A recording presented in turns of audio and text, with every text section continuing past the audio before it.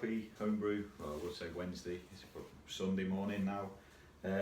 Thought I'd do a quick update, doing a bit of a brew, I'll talk about that in a minute, and then an update on the Herms.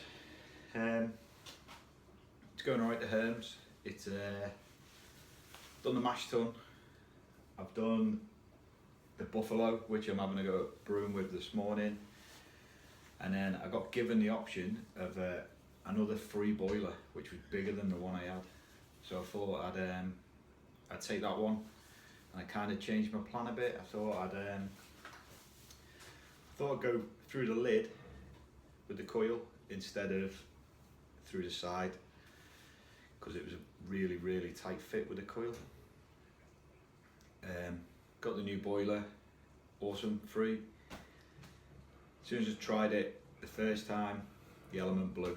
So I got another element. It was cheap, it was less than 20 quid, it was cheap, so still cheaper than buying a new boiler, but just a pain in the backside. And then element came Friday, fitted that, all's good, and then the stainless steel straight nipple that my tap was going to go on wasn't quite long enough with the nut and everything, so I had to do a quick shoot to the homebrew shop yesterday. But hopefully by the end of the week I'll have all the bits put together. I'll be able to get some footage up for you. On the first video I had some comments underneath, and one of them was off Jim Payne, the old fart, and he said about controlling the temperature, which I had thought about, but I was just kind of thinking I'll get to it whenever, but it made me think a bit harder, so I bought one of the Inkbirds,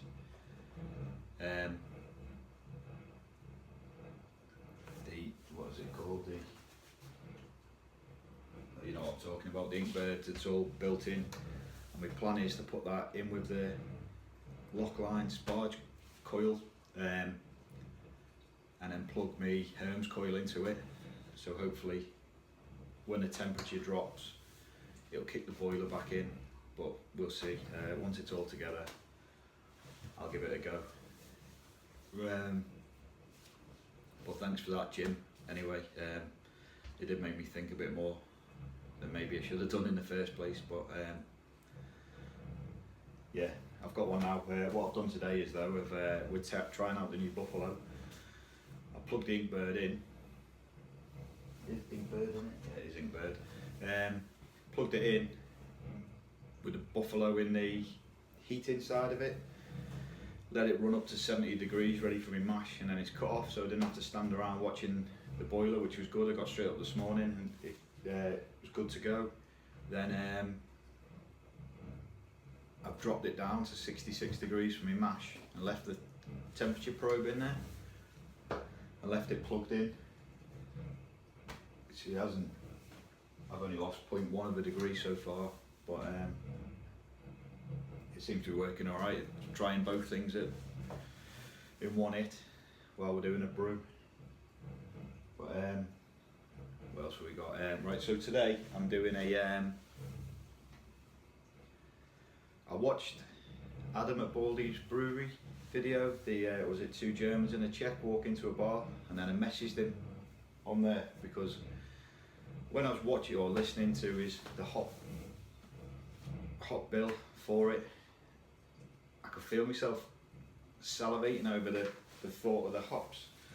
So I messaged him and asked him about it, and so I've kind of I'm doing a take on his recipe, but I'll put a link down to his video underneath, because yeah, the beer sounded lovely, and I've never ever used these hops.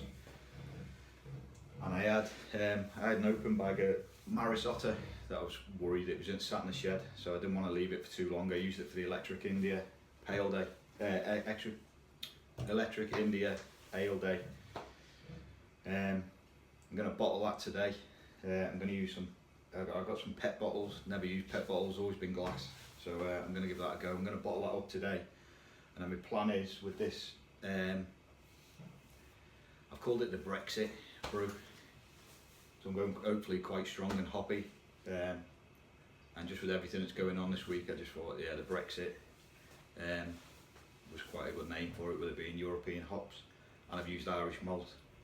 But yeah, I plan to bottle the Electric India and then drop this wort straight on top of the Belgian Saison yeast. What is it? It's the Belgian Saison Y yeast, W yeast. So hopefully I'll get a couple of hits out of that one yeast.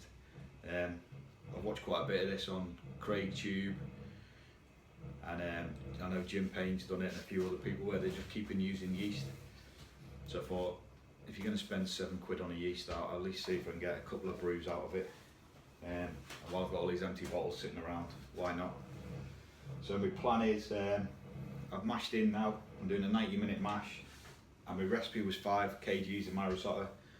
There was a bit more than that in the bag, but I didn't want to be left with like half a kilo, so I just stuck it all in.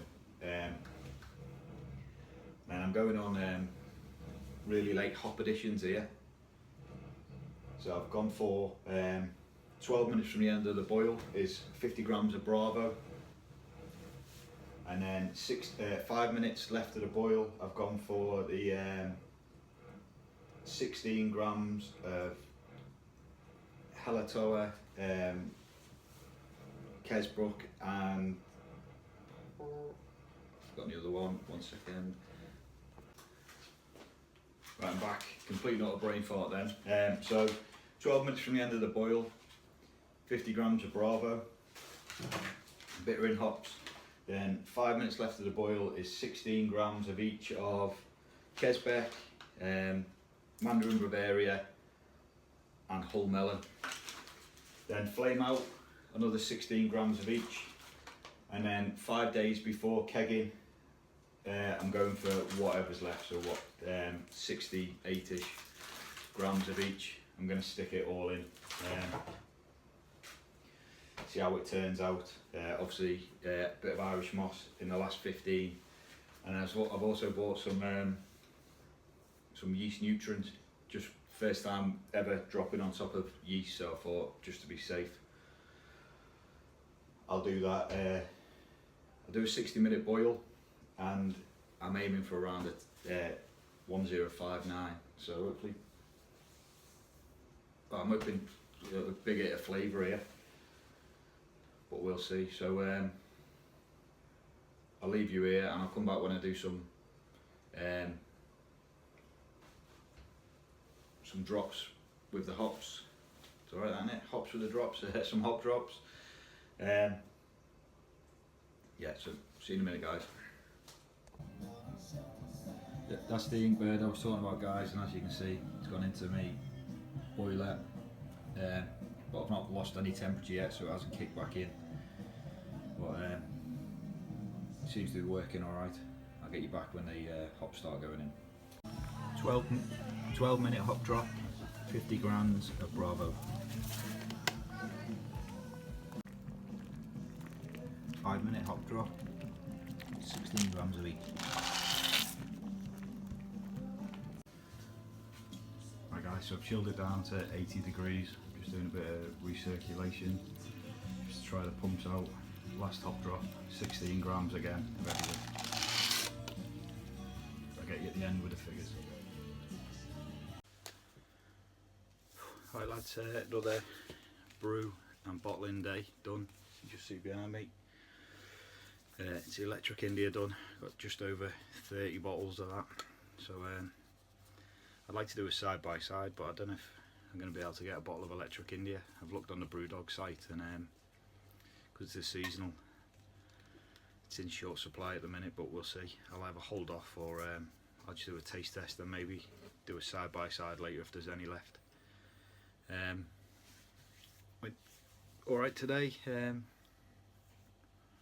impressed with the new Buffalo boiler, really quick to the boil, and even give the pumps a little go recirculating, just to try all the connections with the quick fits, or the quick disconnects. It worked well. I'll take got a sample here, I'll do a gravity reading now, see where we're at with the Brexit.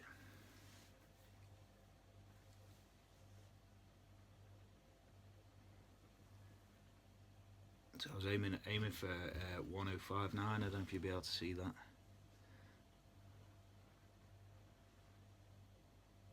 It's yeah, it's around 1059, 160-ish range.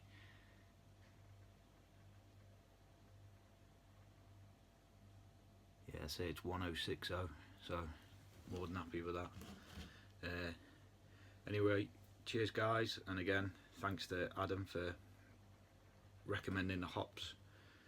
Hopefully it'll come out nice. We'll see in a couple of weeks. Cheers guys.